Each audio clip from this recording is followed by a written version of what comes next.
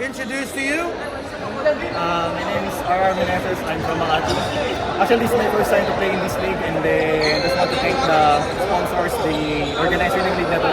Sana magtuloy-tuloy and then of course mga laban namin sa privilege to play with them. And everything that sa referee committee, thank you for that. Wow, well said, well said. Congratulations. This blowout game that you did. What are your expectations for the next game? Actually, we don't expect that much.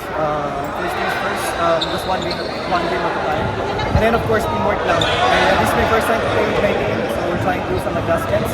And maybe we're just lucky today that we won, adding me. And then of course, ano din, tingnan rin kay Lord that he give us a good game and walang Yeah. all fun, all love for everyone. Okay, so balik tayo.